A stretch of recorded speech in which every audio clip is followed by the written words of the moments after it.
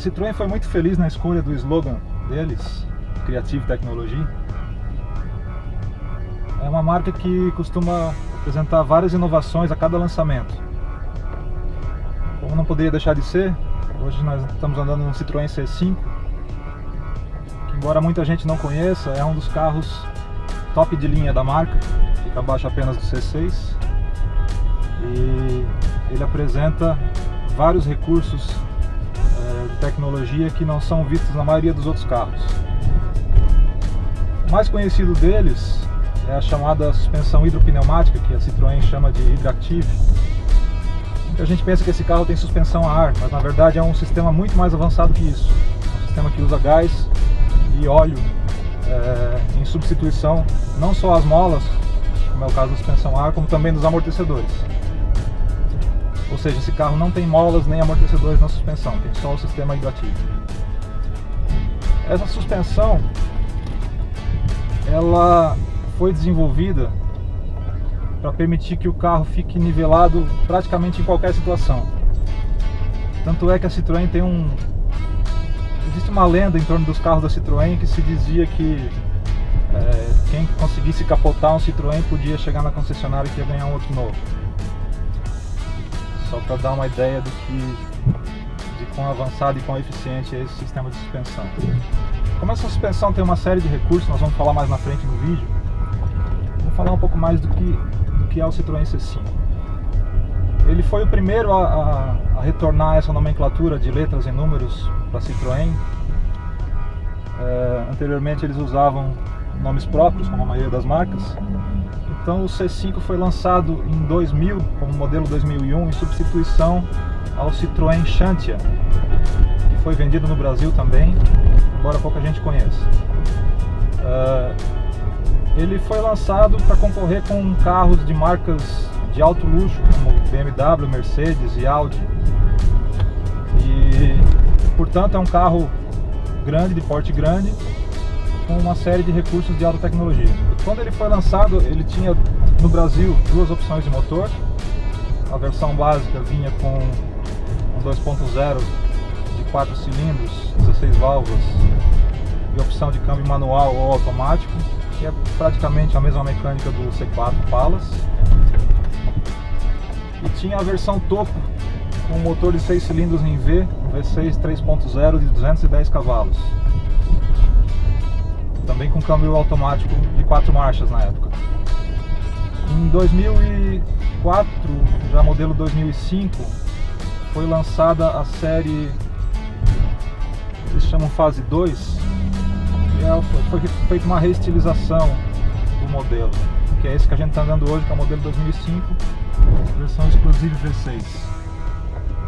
Nessa reestilização ele ficou com a frente parecida com a do C4, e a traseira com lanternas estilo bumerangue. Os motores passaram por uma atualização. O 2.0 ganhou 5 cavalos, mas com um ganho mais expressivo em torque, em baixas rotações, com uma adoção do comando variável, o que também aconteceu no V6. Não houve variação de potência máxima, mas ganhou bastante torque em médias rotações.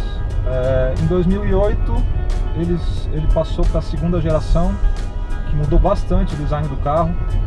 Muitos gostaram, outros acharam que ele perdeu o design francês e ficou muito parecido com os carros alemães. Ele também tem uma versão SW, que inicialmente era chamada de Break, C5 Break, e na segunda geração deram o nome de C5 Tourer.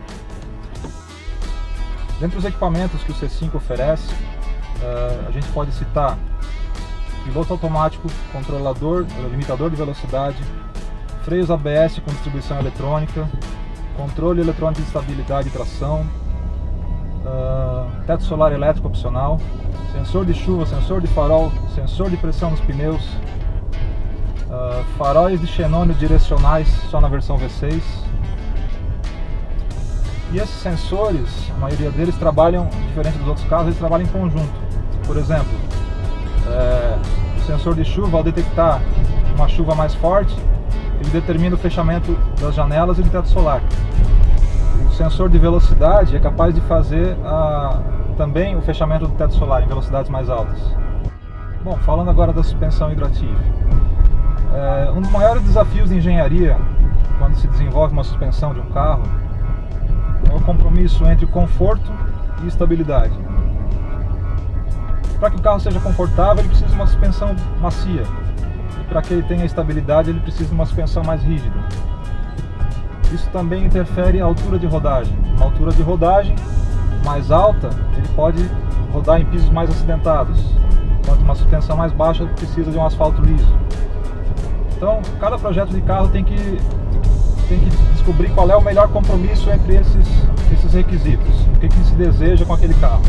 No Citroën C5 isso é diferente. A suspensão unidiretiva ela permite que o carro seja ao mesmo tempo macio e estável, e que tenha diferentes alturas de rodagem de acordo com a necessidade. Então, por exemplo, a suspensão consegue manter o carro no mesmo nível de altura, seja ele vazio ou carregado. Ela consegue que o carro seja macio em pisos irregulares e muito firme em asfalto liso. Ela permite diferentes alturas de rodagem. Em pisos acidentados ele trabalha numa altura maior e no asfalto numa altura mais baixa. Em alta velocidade ele baixa mais ainda, para ganhar estabilidade e também melhorar o perfil aerodinâmico do carro. Então essa suspensão ela tem uma série de sensores e uma central eletrônica que gerencia todos esses fatores.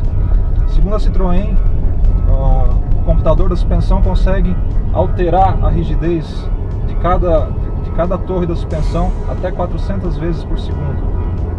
Isso é impressionante, muito rápido. Uma coisa que é diferente, o comportamento dele em curvas e em retas é diferente de qualquer carro. Quando você dirige um C5, você percebe a diferença na hora. Passar por uma lombada, por exemplo, é muito mais macio. Passar por um piso irregular, às vezes parece que o carro roda melhor no piso irregular do que no piso liso. Tamanha maciez dessa suspensão. A gente fez alguns testes para demonstrar isso. Por exemplo, numa frenagem o carro não afunda a frente. Numa aceleração forte, ele não levanta a frente, não abaixa a traseira. Numa condição de slalom, teste de slalom para desviar rápido de um obstáculo, ou mesmo numa curva em alta velocidade, o carro não inclina para os lados, ele fica sempre estável, sempre no mesmo plano. Todos esses recursos da suspensão acabam criando algumas situações curiosas que chamam a atenção no trânsito. Por exemplo, ele tem uma altura de rodagem maior em baixas velocidades, e quando você para o carro, ele automaticamente retorna para a altura original. Então cada vez que você para no sinal, o carro baixa um pouquinho, cada vez que arranca do sinal, ele levanta novamente. Se você está com o carro parado, estacionado, e entra uma pessoa ou você coloca uma bagagem no porta-malas, de início, por causa do peso, ele baixa um pouco, mas em seguida a suspensão já regula a altura novamente.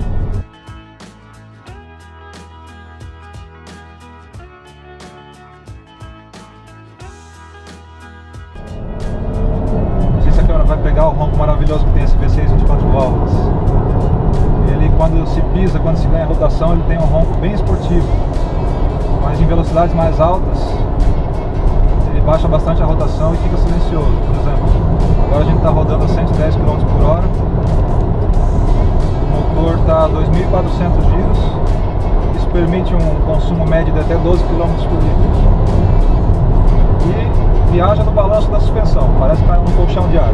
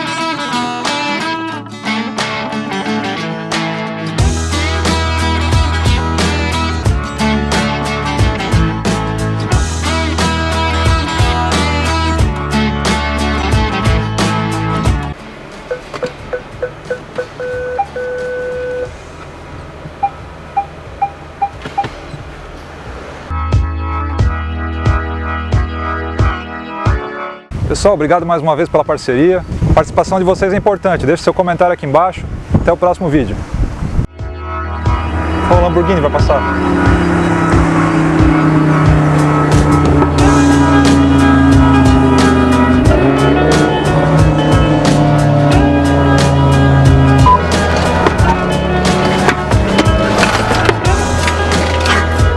Vamos entrar mais pra frente no vídeo. Como a suspensão... Como essa suspensão tem uma série de recursos e de... Peraí. De novo. Pode emendar, né?